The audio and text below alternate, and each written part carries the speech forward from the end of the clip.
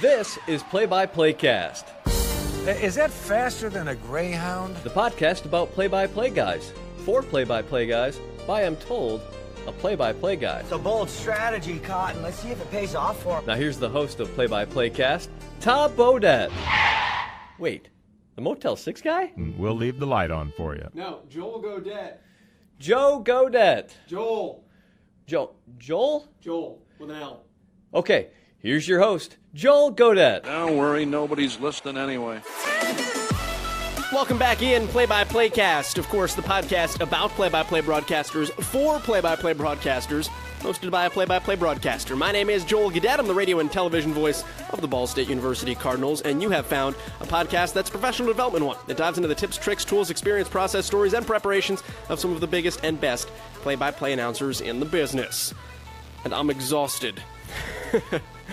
It snowed this past weekend, like everywhere, but in Indianapolis in particular, so flew out a day early on Friday, which was cool. I got to see my dog. Went to Philadelphia for women's basketball. Went through a couple practices on Saturday, called a game on Sunday, flew home Monday, radio show Monday night, men's basketball game Tuesday night, women's basketball game Wednesday night, drove to Ypsilanti Thursday. Well, I didn't drive. I sat in the car. Someone else drove. But then did gymnastics on ESPN3 last night. I then drove back. I'm exhausted, and we've got a bus ride to Athens, Ohio tonight, so Ball State can play there with men's basketball tomorrow. Plane flight to Buffalo on Monday night. Tuesday, Ball State men's basketball plays at Buffalo, top 25 program. And that day, I'm driving to Syracuse to go impart whatever wisdom I have, which is not much, to the students at Newhouse, which will be really cool. Looking forward to that big time. So, yeah, not lots going on. It's been a pretty routine week. Our guest today, though, is a cool one because through all of the episodes of this podcast, we've had a lot of people on that I've known. We've not yet had someone on, and I hope I don't get this wrong, but we've not yet had someone on who I've worked with on air. This week is the first person I've had a broadcast partner with me on this podcast. And it's Leah Secondo from CBS Sports Network, who I called this past weekend's LaSalle St. Joe's women's basketball game with.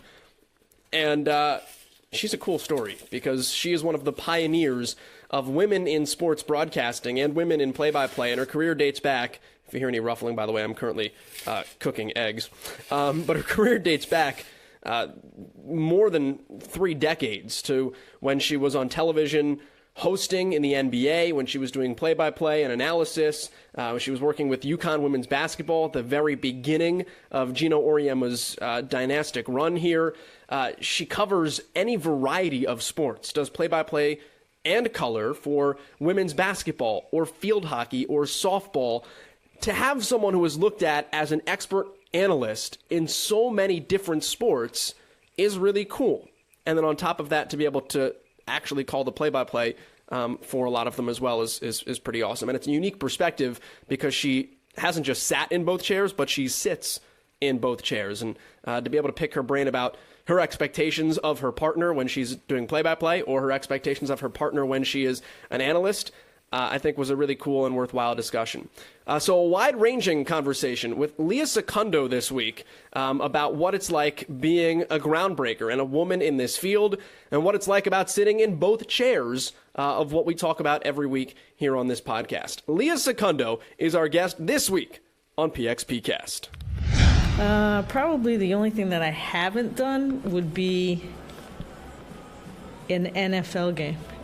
As far as play-by-play is concerned, I covered the NFL, covered it for approximately 6 years when I was with 2 different affiliates, Channel 40 in Springfield, Mass. and Channel 8 in New Haven, Connecticut. So I was covering the Giants, Jets, or the Patriots, depending on who was home, depending on what station I was working with at the time.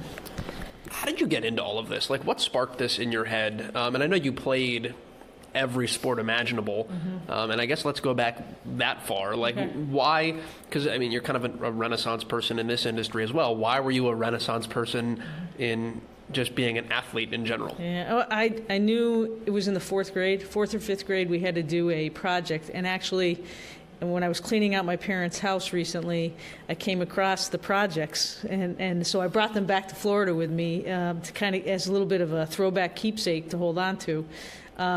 We had to do a story of something, and I chose to do a newspaper article on the high school football team, Fermi High School, which I would eventually go play for, and their football game. And so that was basically my first sports story back then, and I knew that I wanted to go into sports. Gail Gardner was the only person at that time, female-wise, that was doing anything in sports. Gail Sarins, who ended up being a news anchor in Tampa, did end up doing an NFL game like right around that time. But it was really Gail Gardner and that whole watching Gail Gardner doing sports that made, was my click to wanting to be a sportscaster. What's it like being a young girl? And I mean, it's different nowadays in some respects, but to turn on a TV and be like, hey, none of these people look like me. No, and it's different today in a lot of respects. Back when I had interest in doing it, the door was not open. I can remember I saved a shoebox. I had about 540 resumes in that box. Some were rejection letters, some were just thanking me, which for applying for the job, which you don't see too much anymore. And that was my motivation. I kept that shoebox alive, and I had to back then because there really wasn't a belief of women doing sports. There was Alice Cook in Boston. And she was on Channel 4 in Boston, I believe. And then there was Marge Petrocelli, who was doing radio in Boston, and myself in Western Massachusetts, being the first female on the TV side in Western Mass. And I can just remember just trying to keep knocking on the door. The third news director finally allowed me to stay because I was on the assignment desk and help out in sports. And that was how I got my opportunity. One night, the sports guy was sick, and a UMass men's basketball game when Ron Gerlifson was there and Lorenzo Sutton. And that was my very first night on the air doing sports. How did you decide, this is what I'm going to do in an era when that just wasn't a norm? No, I love sports. I knew I always wanted to stay close to sports. Sports therapy and women in sports type of therapy stuff really wasn't discussed.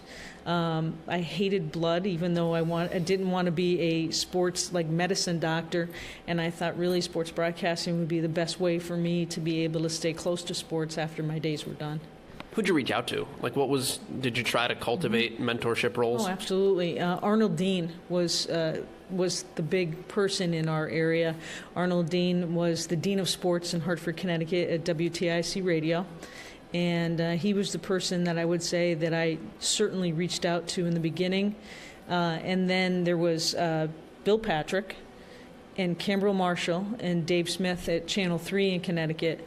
And I was constantly reaching out to them, and I eventually was able to get an internship at Channel 3. That was my first internship. Actually, I shouldn't say that. PM Magazine, which was housed in the same building as Channel 3 in Hartford, was my first internship. And then I found my way downstairs to the sports department of the news station, and I got my first sports internship there. Did you ever reach out to Gail and say, hey, I've watched you and I admire you? And No, I didn't reach out to Gail at all. But I just kind of staying local with Arnold because he was such an icon, and will always be remembered in Hartford as the Dean of Sports. That was the person I certainly reached out to. Maybe this is like a stereotypical question, but how hard was it to be a woman in sports and a woman in sports media back in that day? Oh, it was really hard. I was up against, especially when I was covering pro stuff, there was a lot of talk about women in the locker room, and I was actually before the whole Zeke Mowat situation, and I found that once I knew what I was talking about, they kind of backed off and respected me, and I respected their place too, because I had a deadline just like the gentleman next to me, and none of us wanted to be in the locker room at that time, but we had stories to get on the air, and I made sure with the Jets that Scott Mercereau was playing for the Jets. He went to Southern Connecticut, where I had graduated from. So I always went to Scott first, and then once the rest of the players saw that I was dealing with Scott, then they kind of all opened up from there. Did you ever feel like did you have that, and not that anybody should ever feel like they shouldn't have to get it right, but that feeling of I always have to get it right, because if I slip on anything, I'm going to get nailed for it? Yeah, I would agree with you. And again, I can't tell you enough how my colleagues had great respect for me, and as I did for them. And they were always watching. They were like big brothers, no matter where I was. Rich Coppola, who's at Channel 61 in Hartford, he was at Channel 22, my rival in Massachusetts, and Joe D, who I did a lot of UConn games with. There was a horde of us that kind of went around together, and they were like big brothers to me. And Bo Kalinsky at the Hartford Courant, he ended up passing away, unfortunately, but Bo was a person that was in my corner. He was a huge fan of high school sports with the Hartford Courant, and Bo helped me on the writing side, newspaper side, gave me my first newspaper gig, and so that was in between doing things free for Continental Cable, waiting for my first opportunity on the TV side, and then I came back to Bo again after leaving Channel 8. I had a little hiatus there, and I got into coaching at the University of New Haven, doing some softball, where Bo actually hired me back, and I was working on the newspaper side, waiting for that next TV gig. We had Anne Marie Anderson on a couple of weeks ago, and we talked about the process of, listen, I was a producer on Sports Center, and then I wanted the next thing, and that was on sideline reporting, and I wanted the next thing, and that's doing play-by-play, or being an analyst, and then doing play-by-play. Yeah. What was your quest of, I'm doing television, or I'm a newspaper reporter, right? Now I want to be on television. Okay, now I want to. How did you chase, and what kept pushing you to chase for that next thing, as opposed to finding that TV niche and saying, this is where I want to be? What made you keep grabbing for that next star? The word no. No, a woman can't do sports. I knew my sports. I grew up around sports. I grew up in New England, grew up watching the Red Sox and the Celtics and the Bruins and Phil Esposito and Bobby Orr, and Rico Petrocelli was my favorite player, and sitting out in center field Game 6 of the World Series and watching Fisk hit it off the pole, and then having people tell you no. I think the athlete side of me came out because you want to win. Nobody wants to lose, and so that kept me fighting for the right, which I felt that I had earned, and that opportunity came. And at Channel 40, like I said, it was the third news director, and he gave me that opportunity, and I had some good guys behind me, in front of me, helping me, mentoring me to move along there. And then Bob Acozzi at Channel 8, they had an opening, and I got my break and was able to stay home and be in Connecticut in front of my family. And that was important, too, because I had some other opportunities in Texas and stuff, and I decided to hold back and wait for that right opportunity. It ended up working out well because I was able to work at Channel 8. I covered UConn women's basketball. I ended up leaving Channel 8, and then that's kind of when the UConn women's games ended up coming on TV. And I was with them for their first run, both on CPTV, which I believe Gino's thought process and CPTV's thought process of putting women's basketball games on television opened up the process for the rest of the United States and where women's basketball is today. And I think that the industry kept changing, and I had to change my thoughts, because initially when I got into it, I thought, I'm going to be doing TV sports, TV news sports. Well, we've all seen TV sportscasts go from 3 minutes to many stations around the country don't have it anymore. So then I started freelancing and thinking, okay, I'm going to do color commentary. Well, the older you get, and if you don't have a championship ring on the color commentary side, the younger players come out of college, they have aspirations to do color. more games started getting on TV, and then I started thinking, okay, I need to open my thought process up. Started doing play-by-play, started doing sidelines.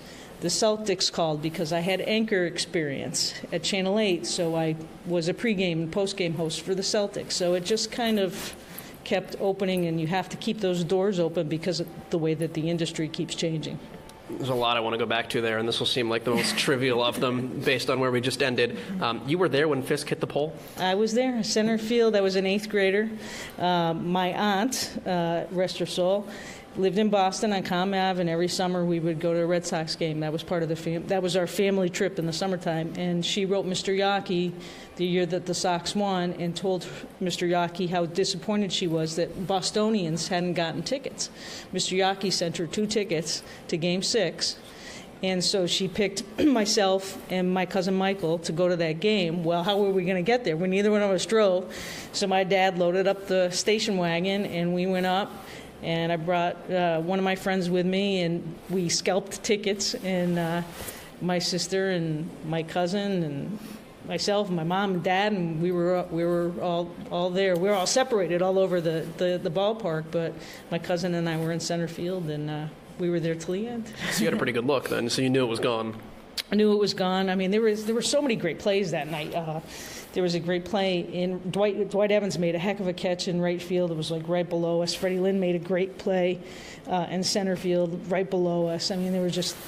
And then to top it off, Fisk hits a home run. And several years later at spring training, I brought the ticket with me, and he signed the ticket. I still have it today. Cool. Yeah. That's really. I was going to ask if you still have the ticket. So Absolutely. Yeah, don't lose that. I have a whole crate full of game programs and stuff from back in the day. That's awesome. Yeah. What was the world like before women's basketball was dominated by UConn? What was the world like before? It was for the state of Connecticut. It was all about the Hartford Whalers. They're still trying to figure out a way to get them back. Yeah, that's a sore subject, I think. Yeah. Well, because you broadcast, we talked about it over emails this week. You broadcast their first ever. Well, not their first ever, but Gino's first NCAA tournament game, which is like a wild thought to think about now. Yeah. I mean, I was there at Kerry Bascom, that whole crew, Wendy Davies. There was a group that he brought in, and that was really the first group that ended up going to the NCAAs, and to think where they were back in the old field house, and then moving into Gamble and the transition and. I covered Rebecca Lobo when she was playing field hockey, and I want to say she played not the flute. She played an instrument too, but I covered her back in the day at Southwick High School, and then she gets a scholarship and she becomes one of the premier players in the early days, the legend, to go on for UConn and stuff. So and then we ended up carrying on the torch there for a little while when I was doing work with the Orlando Miracle, which then became the Connecticut Sun, so we came full circle back around again. On the more serious side of what you said on that previous answer, tell me about the hearing no, or a woman can't do that. Yeah. If there are any, is there a moment that sticks out to you where somebody said that and you were like, no. Yeah. And how do you battle through that at, again, a time when that was kind of accepted? I think there are a couple that stick out in my mind. One was down in Florida. I had gone down to Florida, just was kind of going around and visiting TV stations, and the gentleman, the news director at the time, said, this area is not ready for a woman doing sports. That won't happen here. The demographics aren't right for it. And I was like, well, okay. And I'm like, why would you say that? Well, it's just the older generation. They just won't accept a woman doing sports. He didn't last too long after that. And there was a female news director who had come in. It's funny how that works. Yeah. And they got stuck one night. Actually, they needed somebody to edit their 11 o'clock news, and she knew I was there and living, and she said, can you come edit the show? And I, absolutely. And then one thing led to another, and I don't know, 5 years later I was filling in for Kevin Nagandi, who's now at ESPN, and was doing their Football Friday nights, and we ended up getting an AP award for the large market for the Football Friday night show. So it all works out in the end. That would be one. And then I can recall at a Patriots game, we were in the locker room after the game, and Dan Marino had just hit a milestone. I think he hit Jimmy Jensen in the end zone for a big catch, and so we were all in the locker room, and he wasn't going to start the little press conference until all the female reporters left. And several of the guy reporters stuck up for us, and we continue on. So it's those little things that kept me, along with the rejection letters too, kept me going. Doris Burke had an interesting quote too when HBO did the Real Sports feature on her. Gosh, I don't know, probably a year ago now. Mm-hmm. And they asked her the question about, when the younger, newer model comes along in terms of female analysts, and Doris basically said, like, I watch old, wrinkly, bald men on television all the time. Why does a woman have to live up to a certain standard? How's that battle fought, for lack of a better way of putting that? Drinking good water. Yeah. No, it's hard to say. Doris, and I've had the good fortune of working with Doris and Beth Mowins as well, and the thing that I like about both of them first, and then I'll go back to answer your question, is they've experienced success and they've experienced the lows too, and they're the same person no matter where you run into them. And I think that's important because a lot of us lose our humbleness, I've seen in the industry, and I've never seen either one of those guys lose that. And I think that's important. I think that how you carry yourself through those good times and difficult ones, it will set you apart and help you have the longevity, because it is our business is a small world. I haven't worked with somebody in 15 years, and then I run into them, I work with them 3 times, and you just never know. So I think it's being able to handle rejection, treating people the way you wish to be treated, and having a good rapport and showing everybody you do your homework and you care about what you do and enjoying what you do. I mean, we get paid to watch a sport, and there's nothing better than that.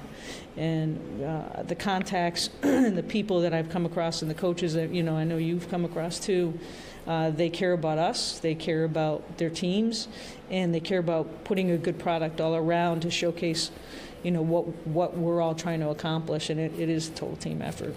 I feel like there's also a trap too sometimes, and this happens on the guy's side too, where you'll say to somebody, you're changing your voice because that's not what you sound like when you talk, but particularly when you're a woman, because there's this feeling of like, well, I don't like how it sounds coming from a woman, but like you sound on television exactly like you sound when I talk to you in person. And Beth Mowins, that's how she sounds. Doris Burke, that's how she sounds. But there are some where you listen sometimes and you go, she's trying to sound different because she feels like maybe she has to, which seems like an unfair double standard. Yeah.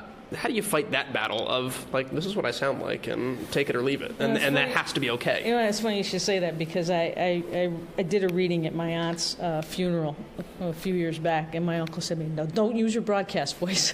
And I go, "What are you talking about?" He goes, "Well, don't talk loud." And I go, "Well, we're in a church. I've got to project my voice." So, but it was an icebreaker. But, to answer that question, I mean, I think that listening to other games and all sports, men or women, doesn't matter the sport, I'm always listening and listening about how they're conveying what they're telling us and the voice that they're using, because the ones that turn me off are the ones that are screaming and yelling, and just be yourself, the way that we're talking right now is what the person home wants to hear. Yes.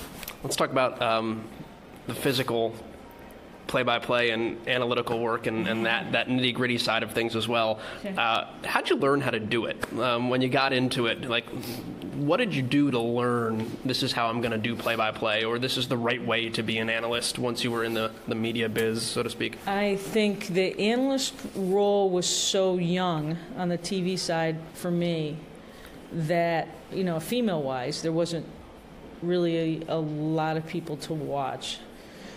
I can tell you a little bit better on the play-by-play side, because I was sitting on the color side for so long. I was able to watch good people and be around good people, like Bob Sochi, who's now with the Patriots. He and I used to do a lot of the Patriot League games and Army-Navy games together. Andrew Monaco, who's now doing a lot of Texas A&M stuff. He and I worked together back in the Orlando Miracle days. So Joe D. I mean, I can go down the line. Watching A lot of friends of the pod there, by the way. Yeah. Mike Gorman, who's the Celtics, from my Celtics days. His wife, Terry Schindler, was really big in starting the whole Big East television productions and stuff with UConn. So I had some good people to watch on that side and how they functioned and what they were doing and directing traffic from that angle. Anchoring, Bill Patrick, like I said, and Canberra Marshall, who's ironically, thank goodness to Facebook, I ran into him, and he's still anchoring. But he's doing the morning news now. He's made the switch. He made the switch during Hurricane Andrew back in Miami. He was doing sports then, and that was when he made the switch from sports to news, and he's been doing it ever since, and he's still doing morning news in Houston, Texas, when I ran into him recently. So I think it's just kind of picking a few people and watching how they do their thing and watching how they do their homework. Our boards are constantly changing, our homework boards. I'm referring to our preparation boards. I've cheated. We cheat off of Bob Sochi's boards and kind of tweaked it a little bit. I'm constantly looking at your boards and seeing how you do it. You have so much stuff on your boards. I can't read it. I have no life, so it's a bad example. I can't read your boards, but it's those boards and that information. And sometimes I'll write them out because I find that writing it out, especially if we have a quick turnaround, I can retain it a little bit better. When you're one of those, probably the few people too that you talked about, like, you don't have the ring, but you have such a vast knowledge base across a lot of sports too. Like there are not a lot of people that would do women's basketball at a very high level and turn around and be like, hey, yeah, she's one of our lead field hockey analysts. How do you, again, like, not to say like how do you fight that battle, but like how did you continue to say, like, hey, I'm an expert in this and I'm an expert in that? And what was your quest of, obviously you've got the knowledge base because you played a lot of sports, but to be seen as an expert in so many different ways across just a vast landscape of sports that you've been able to have kind of this broad resume of different types of assignments? I think it was the timeline that I got into the industry in. Field hockey, for example, was not covered on television on a regular basis till the mid to late 90s, and the ACC was the first one to do that.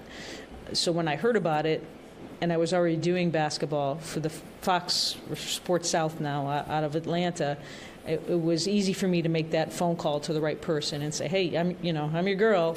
I've officiated it. I played it. I've officiated at the college level. I'm the one. Give me a shot. And so that made it easy. And again, I think it's all about the contacts that we've made along the way that have opened doors. Women's ice hockey, you don't hear about that a lot. Well, I played at the senior B level, so that was another easy. I wouldn't say easy. It's never easy, but it opened that opportunity up a bit easier, maybe for myself than someone else. And then, of course, as the Olympic women's team went along and won that gold, and AJ Malesko, she does a great job. And now I'm so happy to see that we've worked together. So happy to see that she's doing sidelines or doing some analyst work for NBC on their weekly games. It's now she's kind of gone into the color side, but I can do the play-by-play side of it. So that helps. What do you like best? I would have to. I'll be honest. Dangerous question. It is. I like hosting. I think it's fun, but I like doing play-by-play. It depends on the game, but I do like doing play-by-play, especially if it's like women's hockey or field hockey. In basketball too. I mean, I like the play-by-play, but I like the color work too because it forces you study different ways in preparation. Like the way you've prepped for your basketball games when we're working together and I'm doing color, our preparation is different. And then when I slide into the other role, and I'm doing this right now, I'm this season involved with the NCAA's Division II Showcase, and we do double headers. So for the first game of those double headers, I'm doing the analyst side. And then for the second game, I'm sliding into the play-by-play role with my broadcast partner, men's and women's. And it's fun because it keeps you on your toes all the time for that preparation on the other side. Do you ever forget which one you're in? Like, yeah. It's like, sorry, I thought I was in the analyst still, my bad. No, but if that did happen, the people who I've been working with also have, because they're play-by-play people, it's kind of works out, so we kind of cover each other that way. What's good play-by-play to you?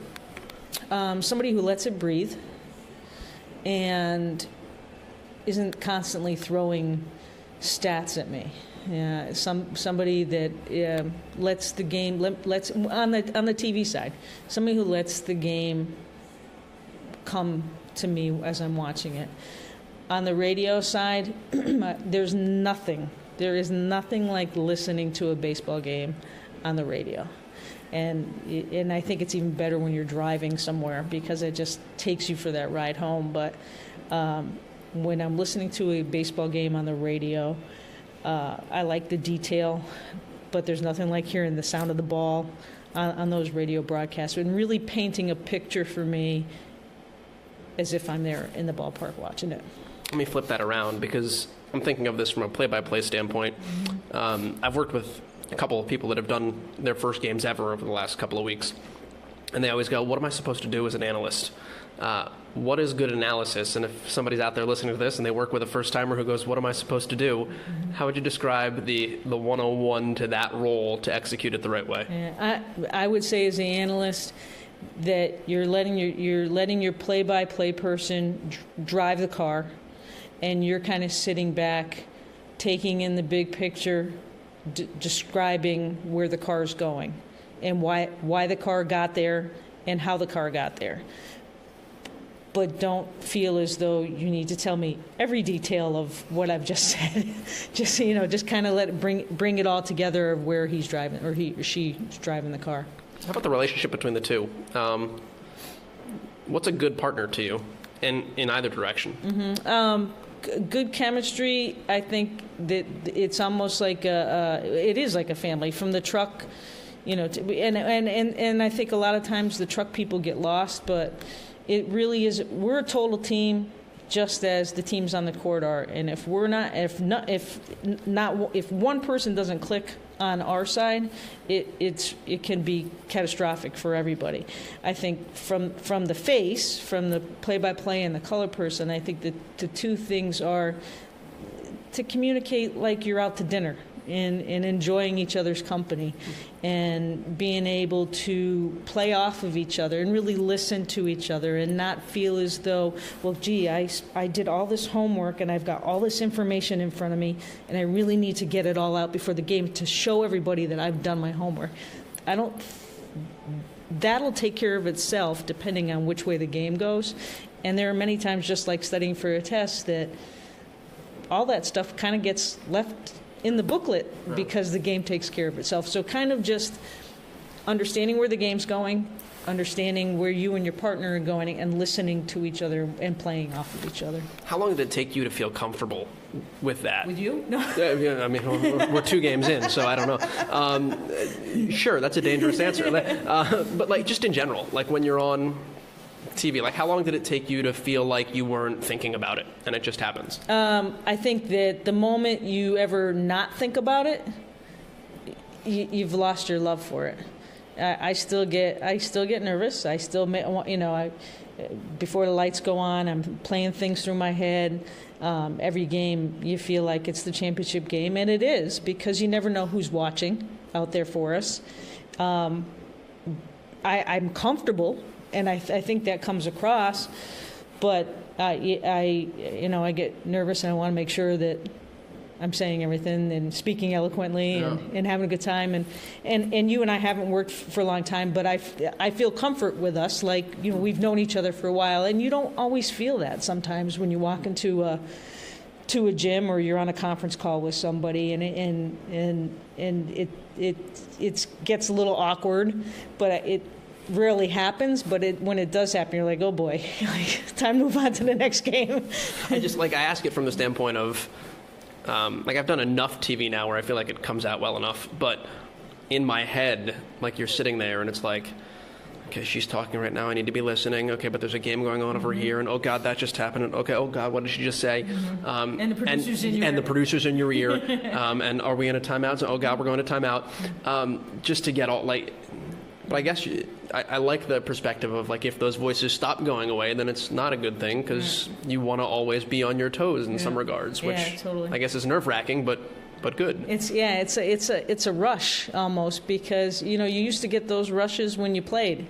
You needed to know the scout. You needed to know the tendencies. You needed to come up with a big play for your teammates, whether it was hit and run or the big being on a power play or whatever, driving to the hoop, and you need that same. There's a lot of comparisons, I think, in broadcasting as in coaching, and there's a lot of comparisons, I think, in broadcasting as in playing, as far as the natural high of being involved in the game and in the sport and being around the athletes and just getting that feel of being on the field or the gym like we used to be.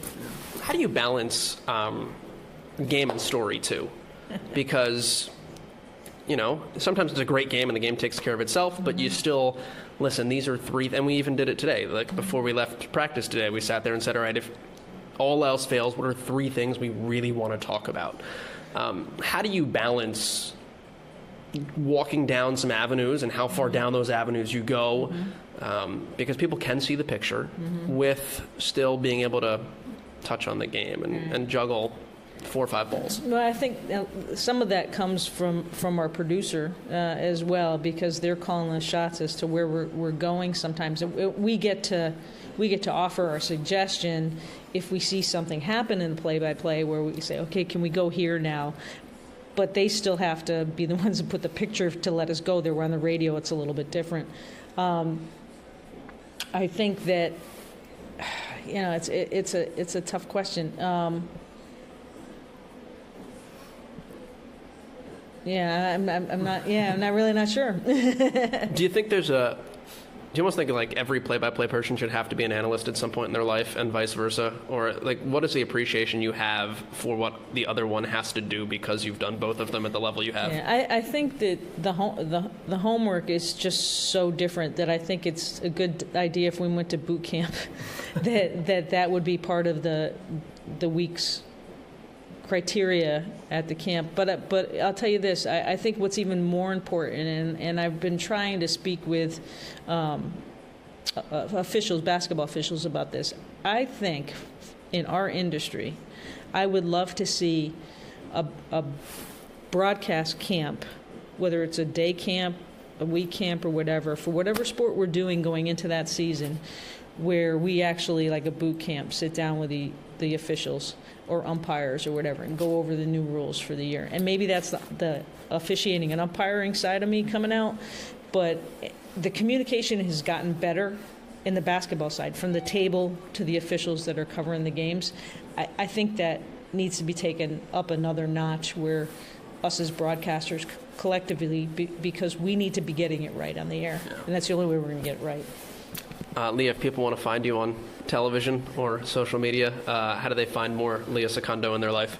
Twitter, Leah Secondo, is the best way to find me. Absolutely. And if they want real estate in Florida? Leah Secondo at michaelsaunders.com or glenlakesinfo.com. For sure, and I appreciate that little. And I got into the real estate 20 years ago as a way to, during the slowdown time of broadcasting. Then the Celtics came, the WNBA came, but it's really helped. I have 2 full-time jobs, and I've never not had just one job. So it kind of helps with that void, and I've helped out quite a few ball players and stuff, so it's been fun in that aspect.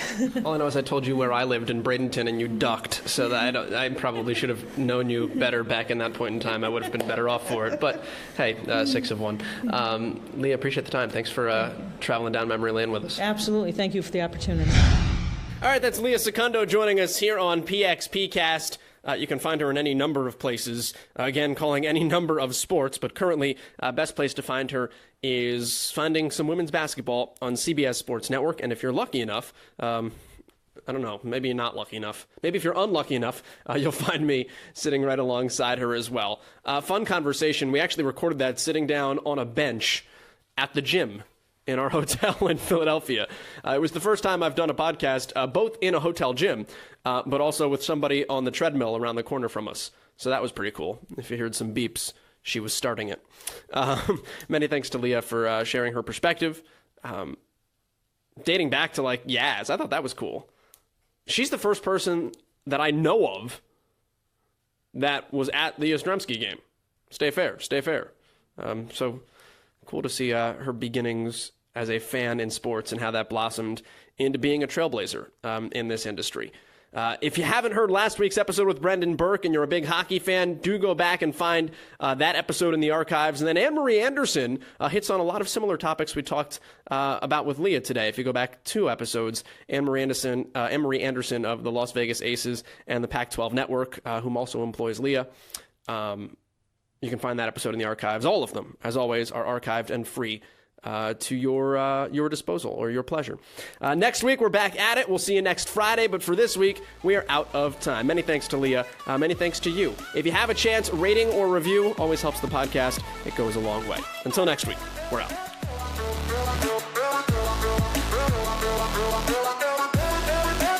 And that will do it from St. Louis, where the score is inconclusive.